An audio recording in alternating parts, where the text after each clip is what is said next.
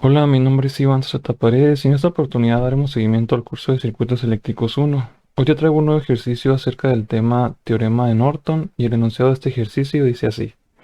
Dado el siguiente circuito obtenga el equivalente de Norton visto desde las terminales inciso A de A a B e inciso B de C a D.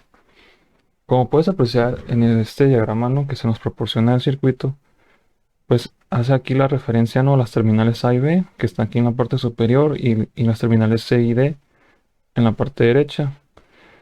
Y bueno, aquí vemos que tenemos dos fuentes independientes, una de voltaje, otra de corriente, y tenemos cuatro resistencias, ¿no? Así que lo que hay que hacer es obtener el equivalente de Norton, visto en cada una de estas terminales, ¿no?, respectivamente.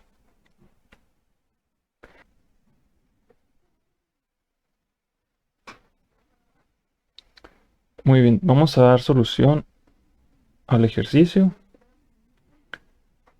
Lo primero que vamos a hacer es hacer un recorte del circuito.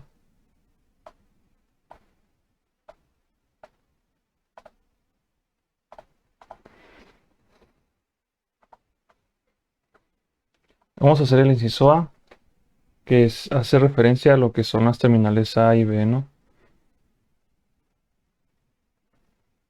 Ok, así que el primer paso sería calcular, en este caso, la resistencia de Norton, ¿no? Para eso, nosotros debemos de apagar las fuentes independientes, ¿no?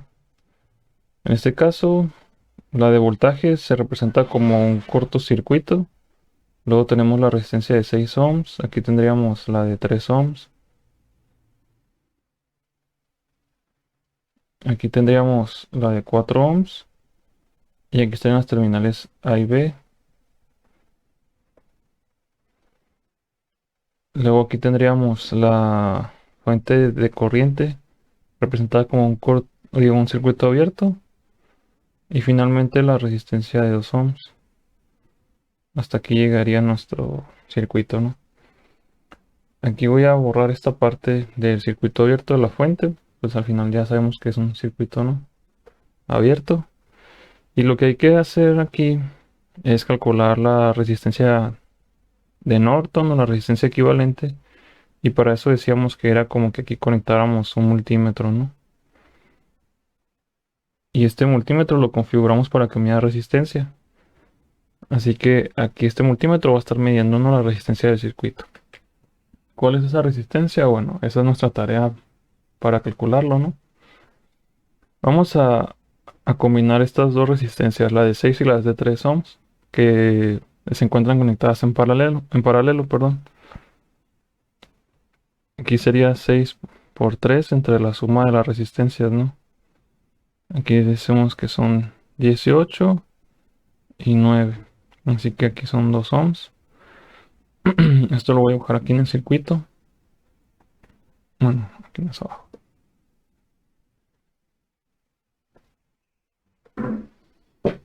Ahí tendríamos eso. Entonces,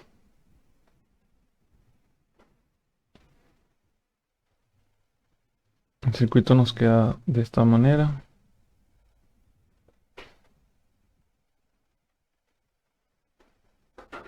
Aquí son 2 ohms. Aquí son 2 y 4.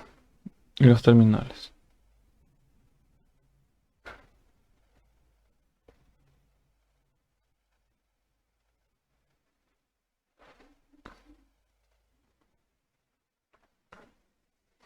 Estas dos resistencias se encuentran conectadas en serie.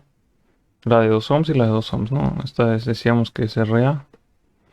Así que aquí voy a decir que RB es de 2 ohms más 2 ohms. Es igual a 4. Así que aquí nos quedaría simplemente las terminales, la resistencia de 4 ohms.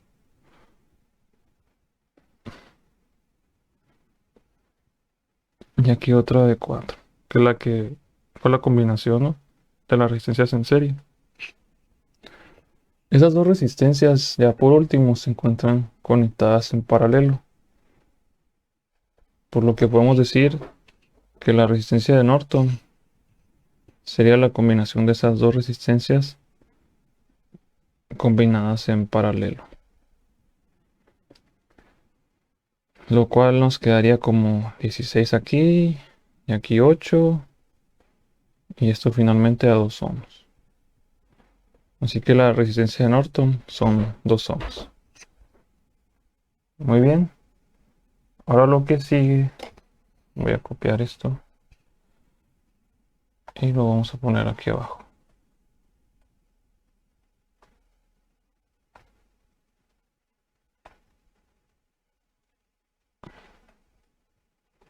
Lo que sigue es calcular la corriente de Norton.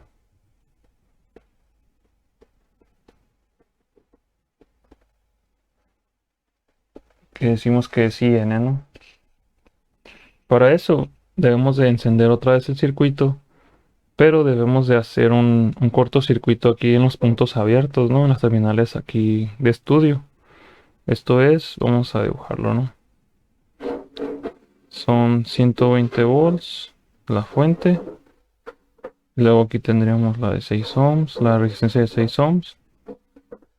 Aquí 3 ohms. La resistencia de 4 ohms. La fuente de 6 amperes. Esta resistencia de 2 ohms. Y hasta ahí llegaría. Hasta ahí llega.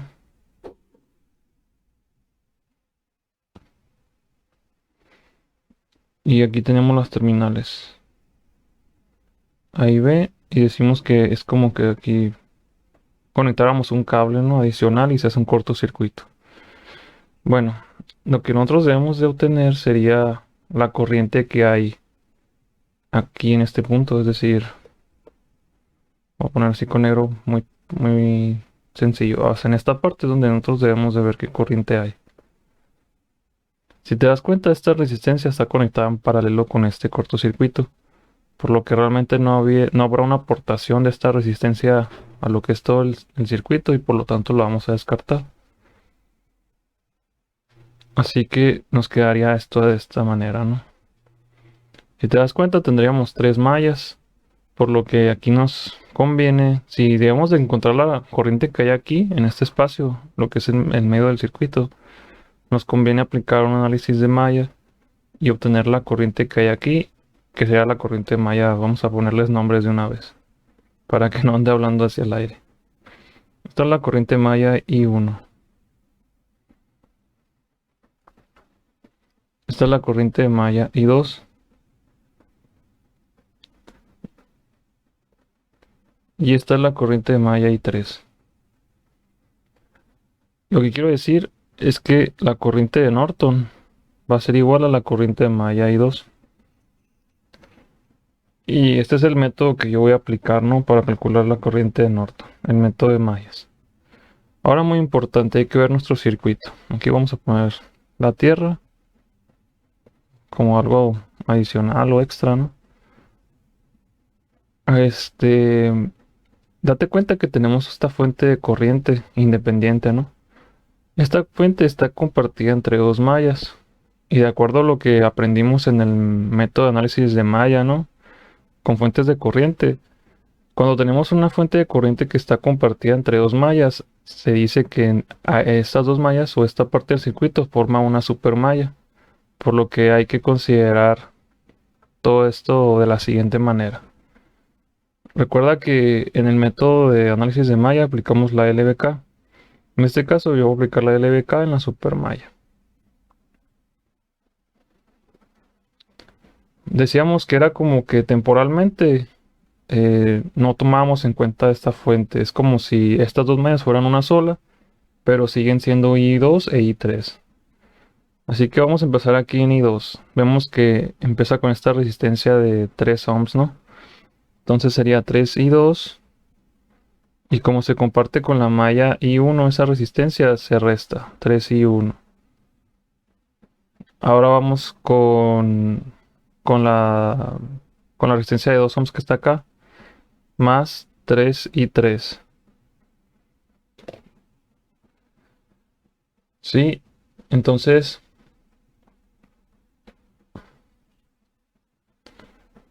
digo, ahí no es 3 y 3, es 2. Más 2 y 3. Y esto es igual a 0. Aquí ordenando los términos sería 3 menos 3 y 1, más 3 y 2, más 2 y 3. Igual a 0. Ahí tendríamos la primera ecuación, que sería la de la supermalla, ¿no? También recuerda que una supermalla nos exigía una ecuación de restricción, así que esa la vamos a realizar también.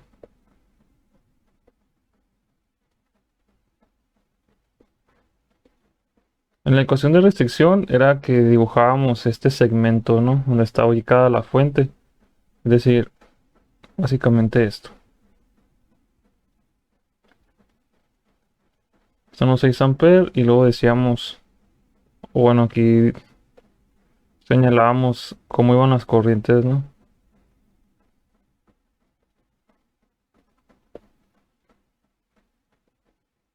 De esta manera.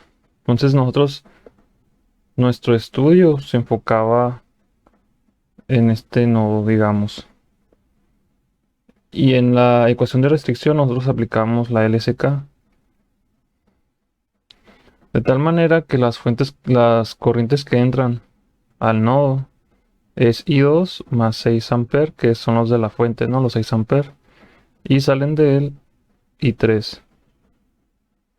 Entonces nosotros escribimos esto como I2 menos I3 y el más 6 lo pasamos restando.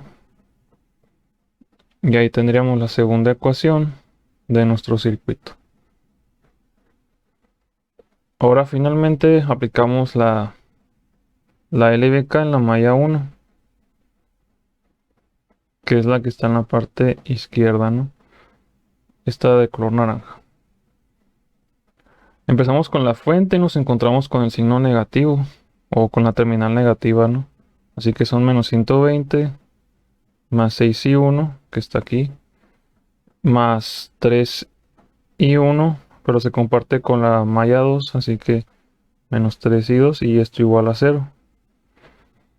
Aquí juntamos los términos semejantes, nos va a quedar 6 más 3 son 9, menos 3 y 2, y este 120, menos 120 lo pasamos sumando el otro lado de la igualdad, y ya tendríamos la ecuación que nos quedaba pendiente. Esta es la tercera ecuación. Recuerda que el análisis de malla decía que el número de, o sea, cantidad de mallas es igual al número de ecuaciones. Como aquí son 3 mallas, pues van a ser 3 ecuaciones.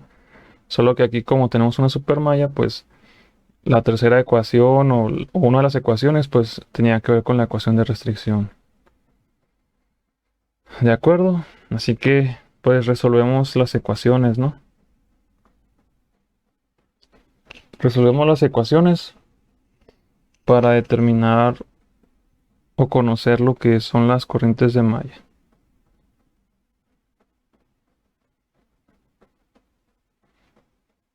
Para eso vamos a apoyarnos de la calculadora. Vamos aquí lo que son ecuaciones.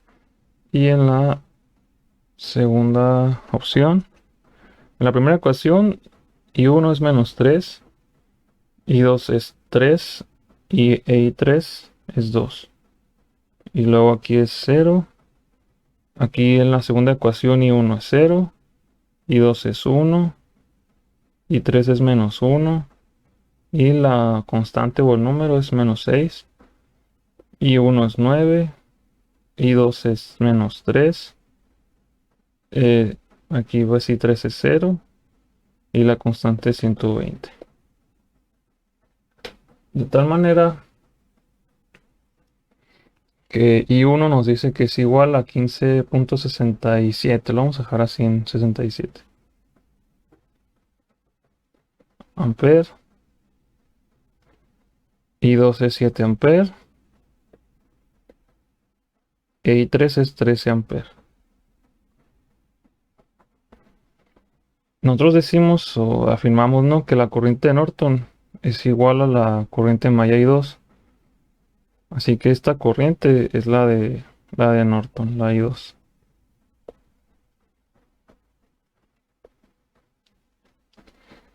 Aquí como paso 3 dibujamos el equivalente de Norton, el circuito equivalente de Norton.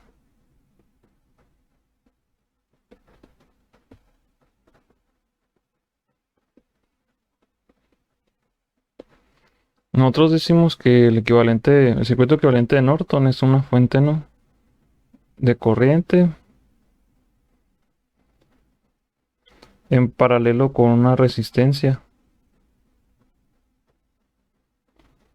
Y eso pues aquí tendría como un circuito abierto, que en este caso son los terminales A y B.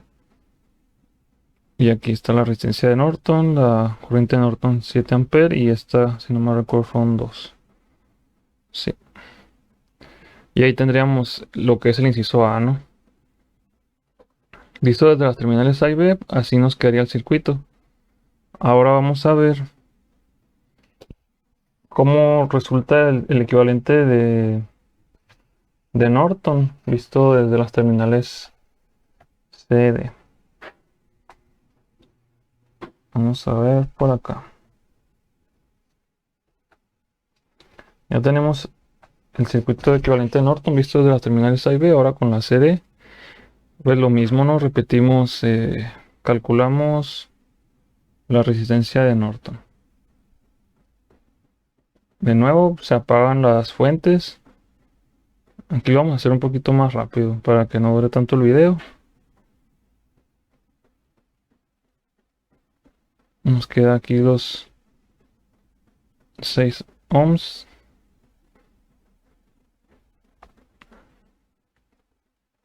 Aquí son 4 ohms, 2 ohms y aquí tendríamos los terminales C y D.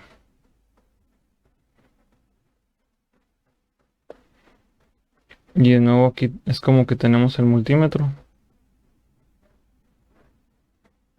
que está midiendo la resistencia, ¿no? De acuerdo. Ahora lo que sigue, decíamos que RA es la resistencia de 6 ohms y la de 3 ohms en paralelo. Así que aquí nos queda así. Decíamos que arriba es 18 y en bajo son 9. De tal manera que aquí nos queda como 2 ohms. Nos queda aquí los 2 ohms. Y el circuito se ve así.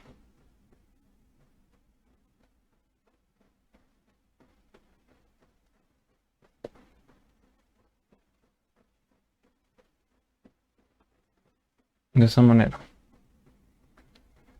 Ahora estas dos, 2 y 4, están en serie. Así que vamos a decir que RB es la de 2 ohms más 4 ohms. Y estos son 6 ohms. Nos queda entonces aquí los 6 ohms y la resistencia de 2. Así.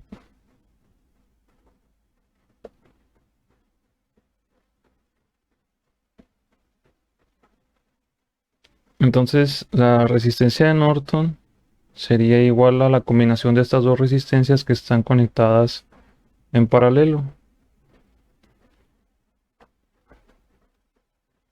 Así que aquí nos quedan 12 y aquí son 8.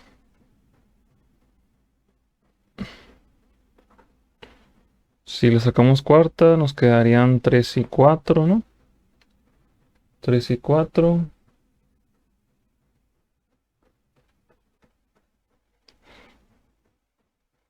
Nos quedan 3. No, 3 y 2. 3 y 2. Que eso es igual a 1.5 ohms. Y esa sería la resistencia de Norton. Ahora vamos con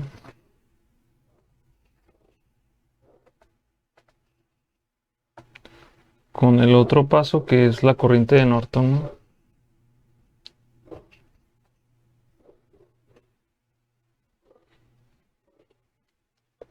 Aquí decimos que calculamos IN. Ahí encendemos las fuentes independientes. El circuito nos quedaría de esta manera.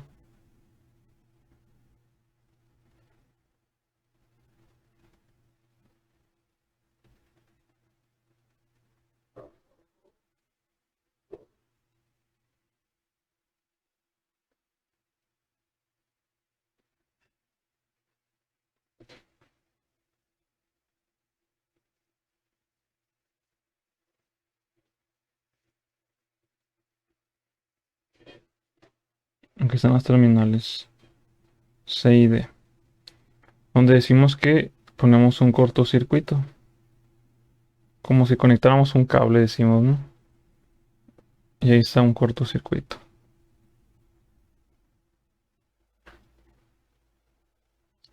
Bueno, aquí borré la resistencia, la voy a tener que volver a borrar porque recuerda, ¿no? Esta resistencia está conectada en paralelo con este cortocircuito, por lo que el comportamiento que va a tener o su influencia en todo el circuito va a ser prácticamente nula, porque cuando la corriente vaya fluyendo por esta sección, va a ignorar la resistencia porque el cortocircuito no opone una resistencia al flujo de la corriente.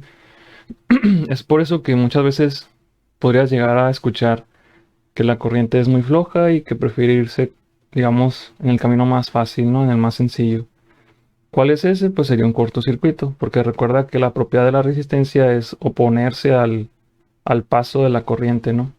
Así que si la corriente ve una vía más fácil donde pueda fluir, pues la va a tomar. Así que aquí es donde ignoramos la resistencia y listo. Ahora pasa algo muy curioso, que la fuente de corriente está conectada en paralelo con el cortocircuito. Tal vez te puedas preguntar qué es lo que solemos hacer ahí. Bueno, si consultamos ahí el libro este que te comenté muy al principio del curso, que es Fundamentos de Circuitos Eléctricos de Sadiko, él nos menciona que hay que recordar que la fuente de corriente es una fuente de energía eléctrica, la cual entrega una cantidad definida de corriente sin importar cuál sea el voltaje. Una fuente de corriente no tiene algún inconveniente con un cortocircuito porque la fuente controla la salida de corriente. Así que, como podemos observar en este circuito, la fuente de corriente va a escoger la trayectoria del cortocircuito debido a que éste ofrece menor o nula resistencia al paso de la corriente. Ahí te estoy leyendo un poco lo que dice el libro, ¿no? Pero a grandes rasgos, la, aquí la fuente de corriente no va a tener algún problema con el cortocircuito que está aquí formado. Aquí voy a volver a aplicar mallas.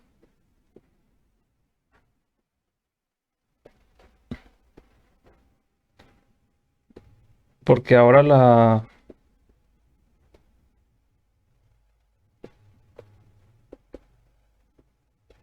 corriente malla I3 sería la corriente de Norton.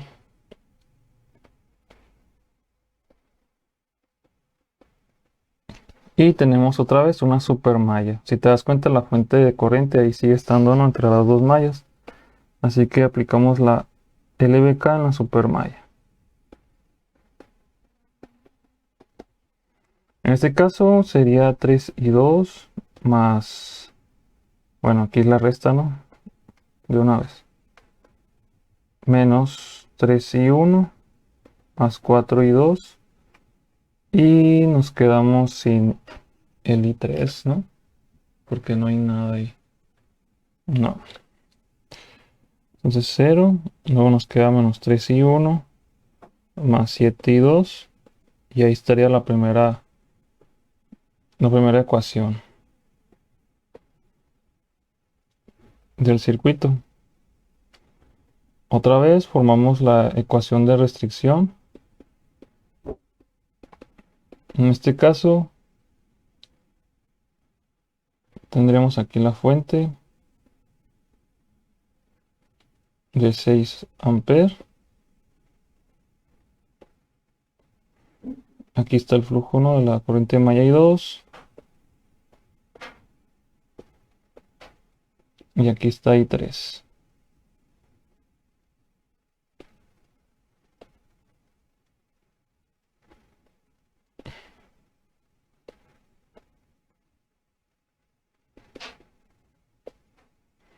Y la ecuación sería, ¿no?, la corriente que entra al nodo y las que salen. Serían I2 más 6 y esto igual a I3. De tal manera que la ecuación de restricción es prácticamente igual, la misma, ¿no?, la anterior. Ahí tendríamos la ecuación de restricción. Y luego ya aplicamos la LBK en la malla 1. Aquí empezamos. Son 120, ¿no? Menos 120. Más 6 y 1. Más 6. Más 3. Más 3 y 1. Menos 3 y 2. Y esto igual a 0. Serían los términos en común. 6 y 3 son 9. Menos 3 y 2. Y 120 positivo. Ahí tendríamos la tercera ecuación. Y ahora lo que sigue es resolver las ecuaciones.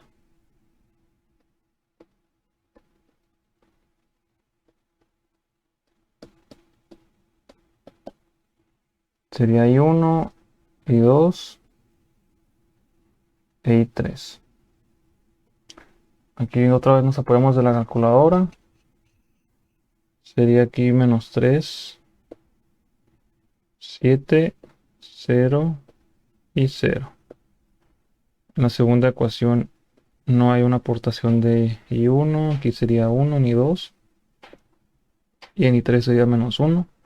Como constante es menos 6. Aquí estamos, ¿no? Luego en la última ecuación, I1 es 9. I2 es menos 3. En I3 otra vez 0. Y el número es 120. De tal manera que I1 nos queda como 15.55. Luego I2 nos queda como 6. Vamos a dejarlo 67. Y I3 es 12.67. Lo vamos a dejar. Donde esta corriente decimos que era la corriente de Norton. Así que vamos a dibujar ya por último el circuito equivalente de Norton.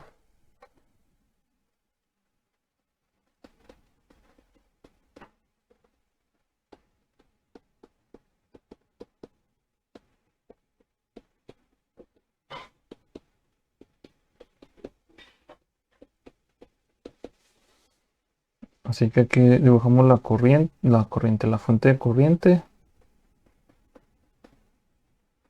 que en este caso nos quedó como 12.67 amperes. Y aquí la resistencia de Norton en paralelo con la fuente, que en este caso nos quedó como 1.5. Y aquí estarían las terminales C y D. Y ahí tendríamos resuelto en su totalidad el ejercicio. Si te das cuenta, dependiendo de la perspectiva en la que estés, digamos, pues viendo, ¿no?, el circuito, ya sea de las terminales A y B, el circuito equivalente de Norton es de una manera. Aquí nos quedó la corriente como 7 y la resistencia en 2. Pero si lo hacemos de la perspectiva de las terminales C y D, el circuito, pues ahora la corriente es de 12.67 y la resistencia de 1.5. Eso pues ahí es para comparar, ¿no?, ver cómo sería el circuito equivalente de Norton visto desde diferentes terminales, ¿no? Espero que este video te haya ayudado a comprender un poco más este tema. Si tienes alguna duda, comentario o sugerencia, te invito a que me la hagas llegar en la caja de los comentarios y con gusto te ayudaré. Muchas gracias por ver mis videos. No olvides suscribirte, darle me gusta, compartirlo con tus amigos si te resultó útil. Y bueno, te veo en el siguiente.